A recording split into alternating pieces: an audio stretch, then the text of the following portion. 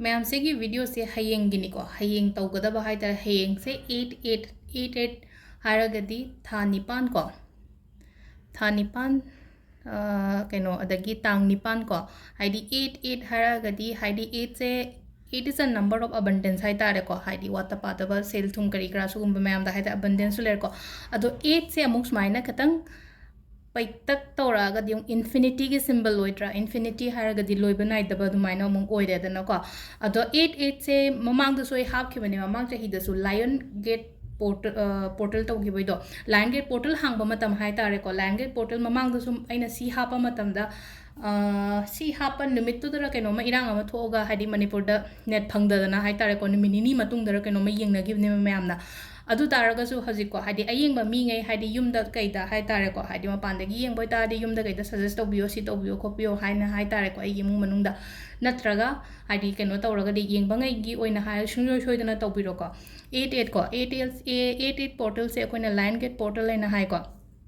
Line gate portal से अखोइना manifestation तौबो मतमदा यामना कानाबा हाइतारेको सिगी मतमसिदा हाइदी अखोइना हांगै पूर्णिमादा कैदा तौरिबा मयामदुदगी हेना हाइतारेको मागी फ्रीक्वेंसी से यामना हाई ओइबा हाइतारेको सी कांसिदा अदो लाइन गेट पोर्टल कइनो हाइबगी अमुक हाइतारेको कइनो ने हाइबगी खितंग समलपना ए हाइपेतंग एक्सप्लेन तौरकेको लाइन गेट पोर्टल से करिनो हाइबतोको होय ngसाइगी निपान निपान बुदी सिदा लेग्रेको हाइदी निपान से समना हाइबदा तांग निपान नत्रगा हाइदी पोकपगी ngसाइगी अखोइना हाइदी नंबर स्क्वीज तौरगा येंगपा मतमदा 8 पोकपसे खितंग हाइदी चैलेंजेस ति लै अदु तारगाजु फदि फैयेना हाइनको अदु तारगाजु सिददी हाइदी 8 से को 8 से कोइना खितंग फैदो साइ तौगति इन्फिनिटी सिंबल हाइ इन्फिनिटी सिंबल्स हाइरगति लोइब नाइदबा पोट ओइना ओइदोइनको हाइदी से साइंस से अफबनेबा सिददी अमुको अदो हाइपेतंग ai हाइरगे को हाइदी करिनो हाइबदो हाइदी लैंगेट पोर्टल से अदो लाइन गेट पोर्टल से को हाइदी सी से कोइना कॉस्मिक इवेंट है ना हाइ को कॉस्मिक इवेंट अदो करम कांदा हाइदी सी से थोलक के हाइबा मतमदा को तांग कुनिपान जुलाई की कुनिपान दैना तांग 23 हाइतारे केनोगी 19 जुलाईदगिना 23 अगस्त फाउबा लेबा हाइदी मागी मतम से हांगबगी हाइतारको पोर्टल गेट हांगबगी मतम हाइतार अखोइना समना हाइबदा लाई हराउबा नत्रगा लाई खोरम चटपा मतमदा हाइदी अककनबा मतम अम लेनको हाइदी सी कांसिदा हाइदी थोंग हांगे लाई खोरम कटनिंगबा खोटनिंगबा अदुमाइना लेबाना सेम अदुमाइना हाइदी पोर्टल हांगबगी मतम हाइतारेको 28 जुलाईदगी हौरगना 12 अगस्त फाउबा लेबा अदुगा ख्वाइदगी फबा मतमसिना करम कांदनो हाइ मतमसिदा हयेंग से को 88 से ओइदोइनेबा अदो ngसाइ कॉस्मिक इवेंट हाइरगदी कइनो कॉस्मिक से कइनो हाइरे कॉस्मिक से केम नते को मपान लेबा हाइतारेको मपान लेबा हाइरगदी अखोइगी स्पेस ता लेरिबा स्टार करी क्रा सुगुम्बा मैम से को हाइदे अखोइगी पृथ्वी की एटमॉस्फेयर की वांगदा लेबसे हाइतारेको हाइदे कॉस्मिक हैना हाइनेना खोइना अदो सिदा हिदाइन हाइसे हाइदी मागी लैंडगेट पोर्टल से हाइदी केम नते कॉस्मिक इवेंट ने सिगी मतम से दा यामना केनो तौबा हाइतारेको हाइदी 28 टू 12 अगस्त फाउबा लेजरेना को अदो खाइदगी पीक ओइबा टाइमिंग हाइतारेको पीक ओइबा हाइरगदी याम कानागदा मतम अतै मतम ngसाइगी तांग कुनिपान दगी 23 फाउबते मैनिफेस्टेशन तौर लेबा यादबनिना निपान से मदि सुंसोय सोयदना तौबिबा हाइतारे कोइना मैनिफेस्टेशन से अदो सिगी मतम सिदा को अखोगी नुमित से लियो द लेबा काइन लेको लियो द लेबा अर्थ लेबा ओरियन बेल अदगी स्टार सीरीज काइन लेको अदो सि हाइपेतंग आई हाइदी हाइपेट हाइरके को हाइदी कइनो ग्यान ताना बदो अदुइ मतुंग इन हाइते पोट से करिनो हारा मतुंग द हाइटे मैनिफेस्टेशन तोबियोबा सिगी ngसाइगे इन हाइरिबा हजिकी पोट अहुमरि से हाइदी लियो अर्थ ओरियन बेल स्टार सीरीज सि से लाइन अप तोबा हाइतारे को लाइन अप तोबा मतम सिदा को ngसाइगी एनर्जी से एक्टिवेट तौरेबा सि कानसिदा अदुगा ngसाइगे अखोगी सिदा गैलेक्टिक गेट काइनगा लेरिको गैलेक्टिक गेट से हाइदी कनो तौरको मतमदा ngसाइगी फ्रीक्वेंसी से याम हाई ओइरगा खंब्रा अदुगा सिदा अखोइना ख्वाइदगी opportunities यामना फंगबा हाइतारको साइ कानसिदा अखोइना कनो तो हाइ opportunities फंगबा हाइरगदि सी कानसिदा मैनिफेस्टेशन तौबसे अखोइ योनदि opportunities नि नको अदुदा हाइतारे आइगी ग्रोथ की ओइरो नत्रगा अतोप मैनिफेस्टेशन तौनिंगिबा खोलिबा मयाम अमा तौबिबे यायबको अदो ngसाइगी सिगी ngसाइ स्टार सीरीज अदगी ओरियन बेल करी क्रासे कमाइना लाइन अप तौगे खोत के हाइबदो अदुसु हाइपेतंग आई हाइदि इंट्रोडक्शन की वीडियोस दे हापंगे को अदुगी मखा तारगा हाइदि मैनिफेस्टेशन के तौबा यागदगे हाइबदो अदुसु शेयर तौरागे ꯑꯗꯣ ꯁꯤꯗ ꯉꯁꯥꯏꯒꯤ ꯂꯥꯏꯟ ꯑꯞ ꯇꯧꯕ ꯁ꯭ꯇꯥꯔꯁꯦ ꯑꯩꯈꯣꯏꯅ ꯑꯉꯥꯡ ꯑꯣꯏꯗꯗꯤ ꯌꯥꯝ ꯎꯕꯅꯦ ꯍꯥꯏꯗꯤ ꯁ꯭ꯄꯦꯁꯁꯦ ꯌꯥꯝꯅ ꯑꯣꯄꯟ ꯑꯣꯏꯅ ꯍꯧꯖꯤꯛꯇꯤ ꯌꯨꯝ ꯀꯩꯀꯥ ꯃꯌꯥꯝ ꯁꯥꯖꯟꯅꯈ꯭ꯔꯕꯅꯤꯅ ꯍꯥꯏꯗꯤ ꯎꯗ꯭ꯔꯦꯀꯣ ꯍꯧꯖꯤꯛꯀꯥꯟꯒꯤ ꯑꯉꯥꯡꯉꯩꯅꯗꯤ ꯑꯗꯣ ꯑꯩꯈꯣꯏꯅ ꯅꯍꯥꯟꯋꯥꯏ ꯁꯨꯃꯥꯡꯗ ꯀꯩꯗ ꯂꯦꯞꯄ ꯃꯇꯝꯗꯀꯣ ꯁ꯭ꯇꯥꯔ ꯁꯨꯃꯥꯏꯅ ꯊꯪꯅ ꯊꯪꯅ ꯂꯩꯕ ꯑꯃ ꯂꯩꯕꯅꯦꯕꯀꯣ ꯑꯗꯣ ꯁꯤꯁꯦ ꯍꯥꯏꯐꯦꯠꯇꯪ ꯑꯩ ꯁꯤꯗ ꯗ꯭ꯔꯣ ꯇꯧꯔꯛꯀꯦꯀꯣ ꯁ꯭ꯇꯥꯔꯁꯦ ꯈꯤꯇꯪ ꯁꯤ ꯂꯩꯔꯦꯀꯣ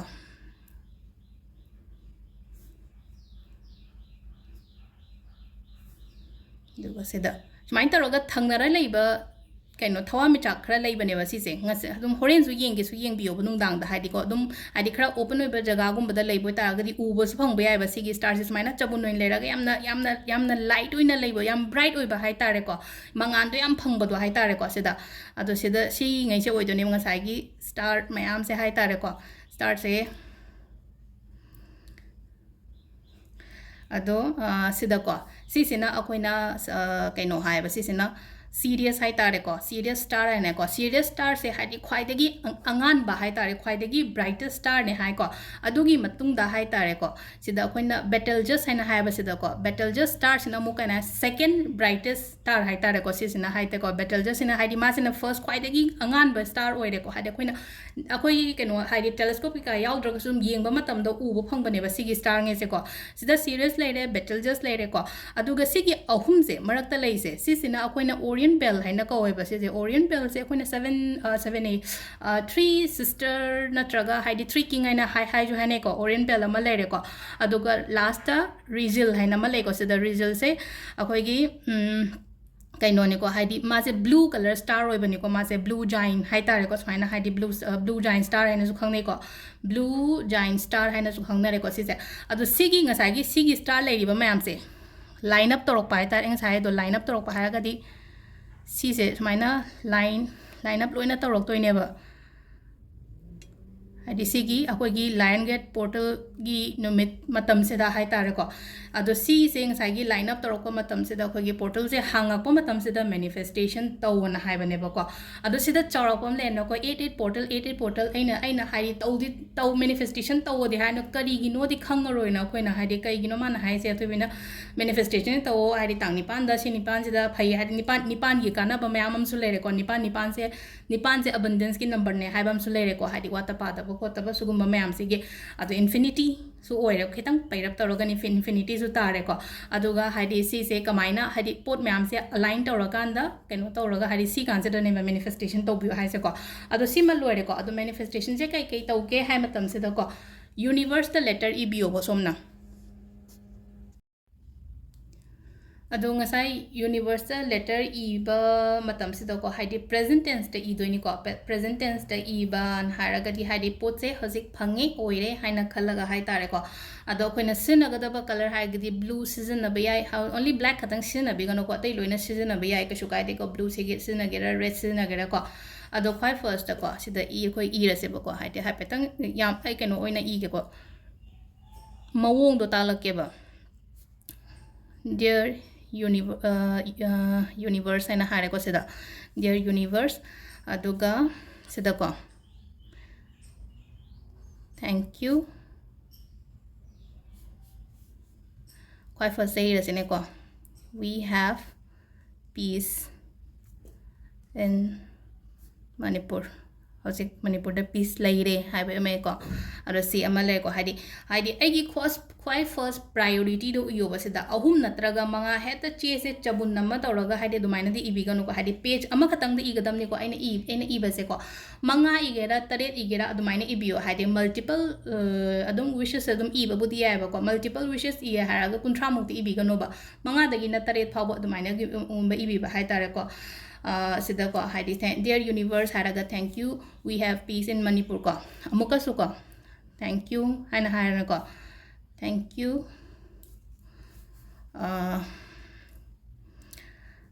ꯁꯤꯗ ꯑꯃꯨꯛ ꯍꯥꯏꯇꯥꯔꯦꯀꯣ ꯍꯥꯏꯗꯤ ꯑꯩꯒꯤ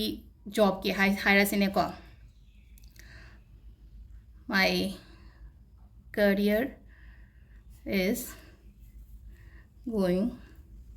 smoothly ꯃꯩꯇꯩꯔꯣꯟꯗ ꯏꯔꯁꯨ ꯀꯩꯁꯨ ꯀꯥꯏꯗꯦꯀꯣ ꯃꯩꯇꯩꯔꯣꯟꯗ ꯏꯔꯒꯅ ꯀꯃꯥꯏꯅ ꯏꯒꯦ ꯍꯥꯏꯔꯀꯥꯟꯗꯀꯣ ꯊꯦꯡꯛ ꯌꯨ ꯍꯥꯏꯗꯤ ꯁꯤꯗ ꯐꯦꯃꯤꯂꯤꯒꯤ ꯍꯥꯏꯔꯁꯤꯅꯦꯀꯣ ꯑꯩꯒꯤ ꯏꯃꯨꯡ ꯃꯅꯨꯡ ꯌꯥꯝꯅ ꯅꯨꯡꯁꯤ ꯆꯥꯟꯅꯅ ꯂꯩꯃꯤꯟꯅꯔꯦ ꯀꯣ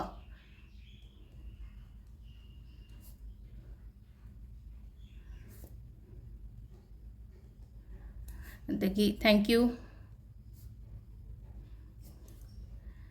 ꯑꯩꯒꯤ ꯑꯅꯥꯕ ꯑꯩꯒꯤ ꯍꯛꯆꯥꯡꯗ ꯅꯨꯡꯉꯥꯏꯇꯕ ꯈꯣꯠꯇꯕ ꯂꯣꯏꯅꯃꯛ ꯐꯔꯦ ꯈꯣꯠꯂꯦ ꯍꯥꯏꯇꯥꯔꯦꯀꯣ ꯑꯗꯨꯃꯥꯏꯅ ꯏꯒꯗꯕ ꯍꯥꯏꯇꯥꯔꯦꯀꯣ ꯁꯤꯗ ꯑꯩꯅ ꯏꯕꯁꯦ 5 to 7ꯒꯨꯝꯕ ꯑꯗꯨꯃꯥꯏꯅ ꯏꯔꯅꯤꯅꯀꯣ ꯑꯗꯣ ꯉꯁꯥꯏꯒꯤ ꯁꯤꯁꯦ ꯆꯦꯁꯦ ꯑꯩꯈꯣꯏꯅ ꯁꯦꯠꯇꯠꯄꯤꯔꯒ ꯍꯥꯏꯇꯥꯔꯦꯀꯣ ꯆꯦ ꯁꯦꯠꯇꯠꯄꯤꯔꯒ ꯁꯤꯗꯤ ꯑꯩꯅ ꯁꯨꯝ ꯀꯩꯅꯣ ꯇꯧꯕꯒꯤ ꯑꯣꯏꯅ ꯎꯠꯂꯦꯀꯣ ꯍꯥꯏꯗꯤ ꯀꯩꯅꯣ ꯍꯥꯏꯗꯤ ꯇꯧꯕꯁꯦ ꯀꯃꯥꯏꯅ ꯇꯧꯒꯗꯕꯅꯣ ꯍꯥꯏꯕꯗꯣ ꯑꯗꯣ ꯆꯦꯁꯦ ꯄꯦꯄꯔ ꯐꯣꯜ ꯇꯧꯕꯗꯣ ꯍꯥꯟꯅ ꯈꯪꯕꯨꯗꯤ ꯈꯪꯕꯤꯔꯝꯒꯅꯤꯀꯣ ꯍꯥꯏꯗꯤ ꯀꯗꯣꯝꯗ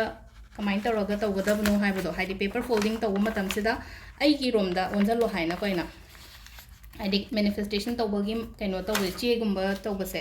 ꯑꯩꯔꯣꯝꯗ ꯑꯣꯟꯁꯤꯜꯂꯒ ꯁꯨꯃꯥꯏꯅ ꯁꯦꯒꯥꯏꯔꯒꯦꯀꯣ ꯑꯗꯣ ꯁꯤꯁꯦ ꯑꯩꯔꯣꯝꯗ ꯁꯨꯃꯥꯏꯅ ꯊꯨꯞꯆꯟꯕꯤꯔꯅꯤꯀꯣ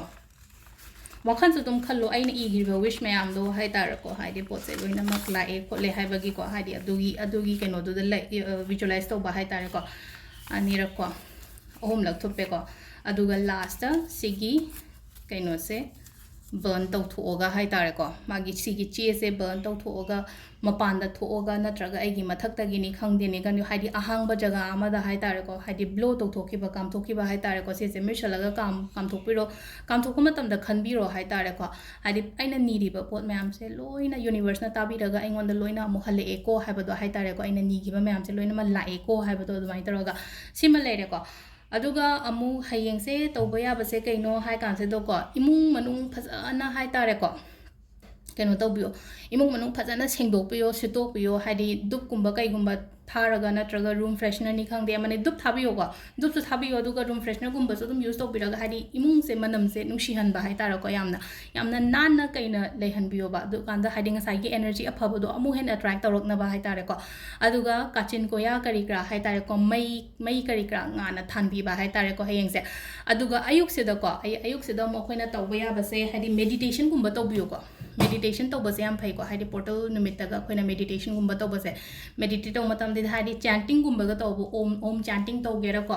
ओम चैंटिंग अदगी ओम शांति ओम काय हाइबसे कोई पीस पोरकनबा खोनबा हाइतारेको अदुम बे चैंटिंग गुम्बा तौबिबे याय मिनिट 5-10 गुम्बगी चैंट गुम्बा तौबिबे यायको अदो सिसिगे अदुगा ख्वाइदगी बेस्ट टाइमिंग अमु हाइरासिनेको बेस्ट टाइमिंग से अमु कइनो हाइ कांसिदको हयेंग तौबगी ओन हाइदि 8 हाइराबनिनाको मॉर्निंग की पुंग 9 गा मिनिट 9 दा तौबिगेरा नत्रगा को नुंगदांगी को नुंगदांगी 9 गा मिनिट 9 दा तौबिगेरा अनि सि मनुंग से तौबियोको हाइदि कइनो तौरगदि मतम फंगगदि सिगी अनि सिगी मनुंग सिदा तौबिबा हाइतारेको अदो अइना हाइपेट चौराक एग्जांपल पिरेको हासिदा अइना हाइदि अइना खरन अइ गातंगे कोकते थोलप दुम इरेको सिदा सोमना हाइदि बिजनेस की इबीबीआई पैसा की इबीबीआई रिलेशनशिप की इबीबीआई हेल्थ की इबीबीआई अदु इरा खोलगा लोइनमा केनो तौबको अदो सिसे ट्राई तौबिरो हयेंग पोर्टल की ममांग सक्सेस स्टोरी मैम शेयर तौरखिबा यावको इंगोन हाइदि पोर्टल द मोय मैनिफेस्टेशन तौहबो खोलगबोंगे हाइतारेको अदो सिसे ट्राई तौबियो अदुगा कहीं तौबंगैना हाइतारेको हाइदि इंटरनेट फंगदब खोतब जगह लेबा ओइरगना हाइदि सुम मोइदा हाइदिको ngasi से मैनिफेस्ट हाना फॉलो तौबदि लेरमगनिनाको हाइदि ngasi से फैये मैनिफेस्टेशन तौब तौना हाइबदु मोइदा सुम हाइबियो पुंग 9 सि कानसे द मोइना तौनिंग ममोंग द तौसनबदु केम काइदेबा अफबा खनबा हाइतारेक सनुमिचदा हाइदि पॉजिटिव थॉट्स अदगी कई हाइतारेको सिदा अइना पामेबा पोत मयाम दो लोइनमक लाए फंगे हाइना खनबिबा हाइतारेको अदु सिदा लेरे अखोगी लैंडगेट पोर्टल की मैनिफेस्टेशन की मतंगी वीडियो से को मका ताबा वीडियो मुको नेंग मिनरसे थैंक यू।